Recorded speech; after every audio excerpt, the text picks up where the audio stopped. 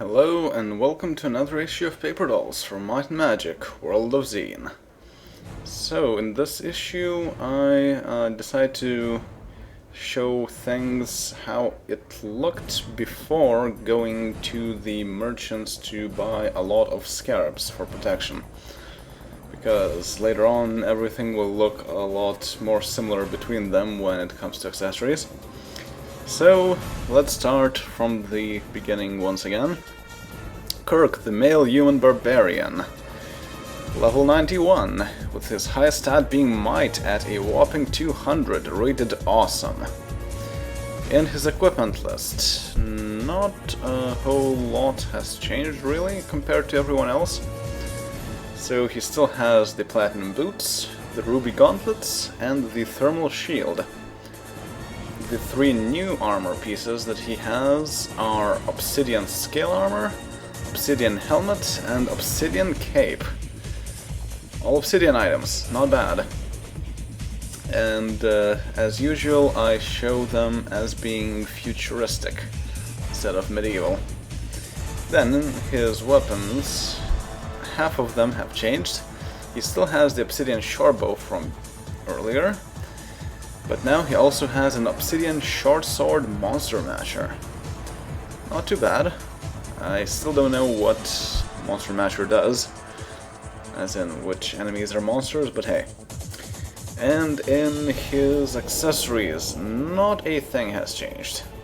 He still has a precision scarab, a cold cameo, a speed pendant, a true belt, a divine ring, and a lucky ring. Yeah. I don't know why nothing changed, but hey. So let's go to the next character. Pavel Chekhov, the male dwarf knight, level 91, with his highest stat being speed at 140, rated monumental. In his equipment, lots of changes. So he still has the emerald boots, but that's the only thing from armor that he has retained. He now also has obsidian gauntlets, obsidian plate mail, obsidian shield, obsidian cloak, and a thermal helmet. Lots of obsidian items. As usual, they are the best, so I will always have them equipped. And the thermal helm adds a +2 energy resistance. Very useful for where we will be going next, given all the gamma gazers and whatnot. Then, in his weapons, half has changed again.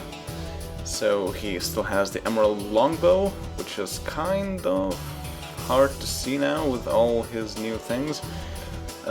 It's pretty much being covered by the obsidian cloak. The way I made them look is that I gave them a bit of a techie wing style. But I also added shoulder pads and some sort of a protective layer for the helmet. That's because I mimic how I used to add the other types of cloaks. They would have a hood, shoulder addition for keeping the cloak, and then the cloak itself.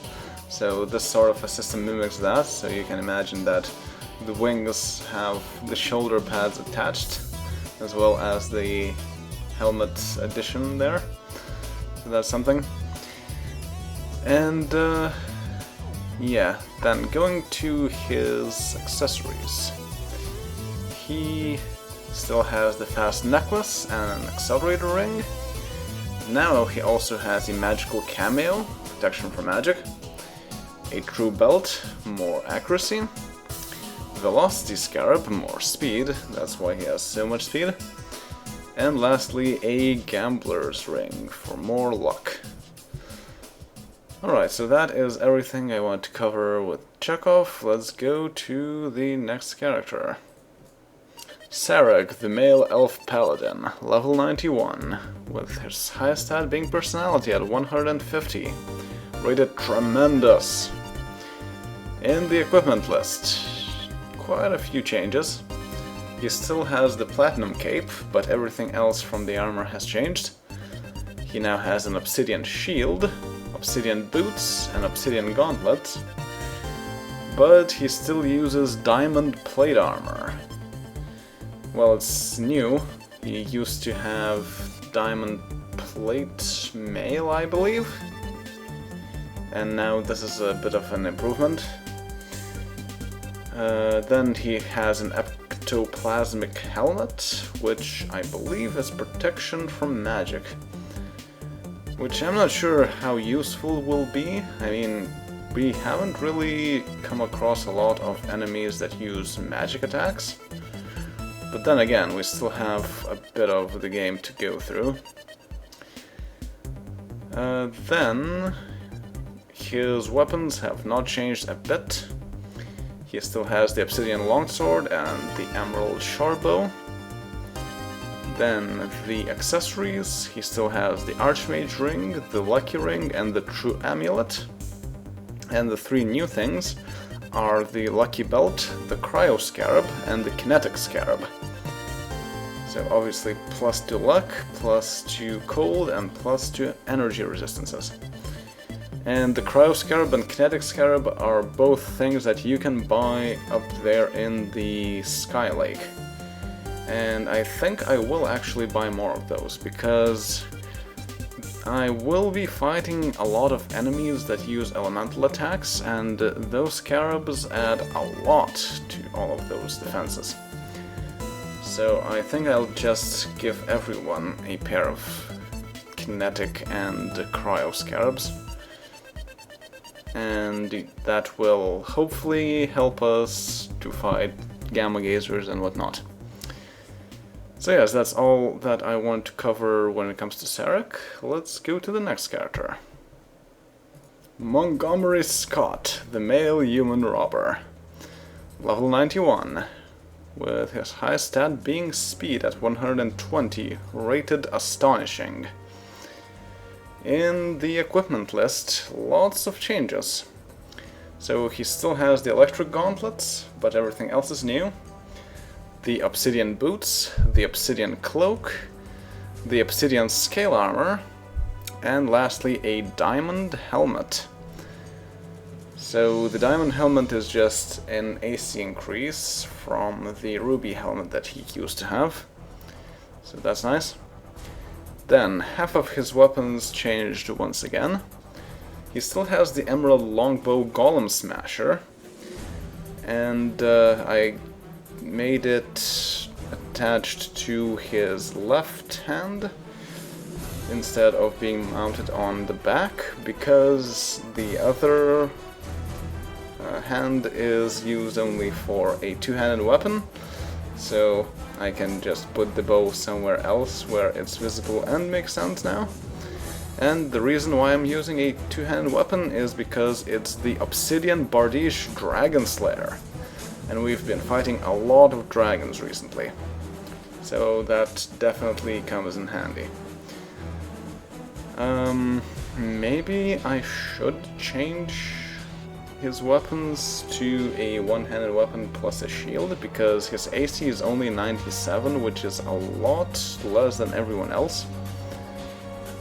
But basically, recently we've been fighting only enemies that do elemental damage, so there's no real point changing that.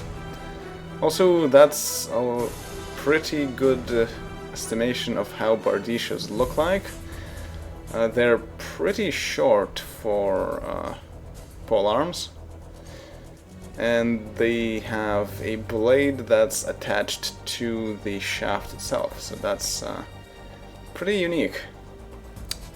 And people do actually used to carry their weapons quite like that. So yeah, that's quite interesting. But let's go to his accessories. So he has an incandescent pendant from last time, still has the gambler's ring and the kinetic medal. The new things that he has are the power ring, which is a +2 energy resistance, a scorching belt, a +2 fire resistance, and the cryo scarab, cold resistance of course. Alright, so let's go to the next character. Leonard McCoy Bones, level 91, with his highest stat being personality at 154, rated tremendous.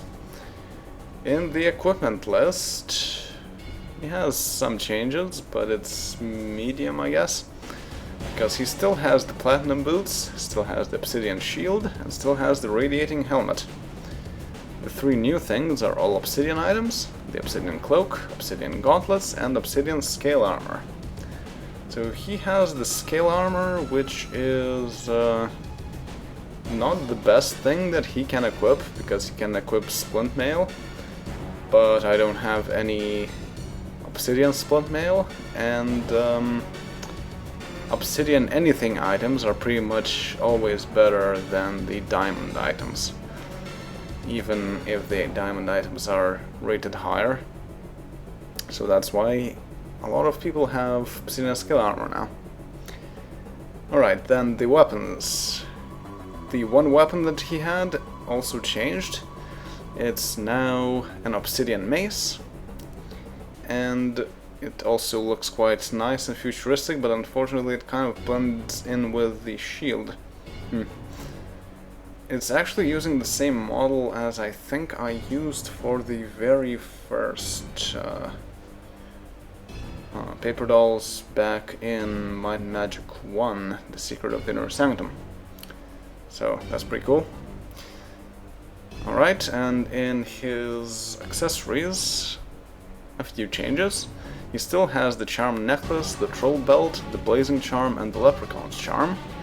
But now he also has a kinetic ring, plus 2 energy resistance, and a troll ring, plus 30, I believe, hit points, which is useful, and he has 2 troll items, so that adds up. And he also has fairly low hit points, well, 1,587, which is one of the lowest. The only one lower is Spock. So these rings do help, well, troll items. One is the belt and one is the ring. But I'm not sure if they really help all that much, all things considered. So maybe I should replace that with something else. Well, I guess I'll wait and see if I get anything good. Alright, and that's all that I want to cover when it comes to Bones, so let's go to the last character. Spock, the male elf sorcerer. Level 90, with his high stat being intellect at 255, rated ultimate. In his equipment list, quite a few changes. He still has the kinetic cloak, and I don't think I'm going to change it at any time, at least soon. And he has lots of obsidian items now: the obsidian gauntlets, obsidian robes, and obsidian helm. The obsidian robes I interpreted as being a modern sort of a detective agent suit. I guess that does fit with the whole magician thing, but in modern times. And the next thing that he has are diamond boots. Not the best boots around, but I guess since I don't have anything better, they are all that I can spare for Spock right now. It's interesting how through the most of the game we had no problems with boots, but now that we have a lot of obsidian items, they are starting to fall behind a bit. Not as much as necklaces though. Anyway, when it comes to the weapons, his one weapon also changed, and he is now using a diamond dagger. Not too bad for a sorcerer. And then in his accessories, not a whole lot of changes.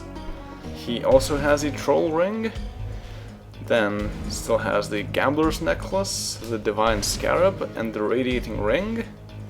The two new things are a cold scarab and a cold belt. Both add resistance from cold, which is very useful to survive all those cloud dragons.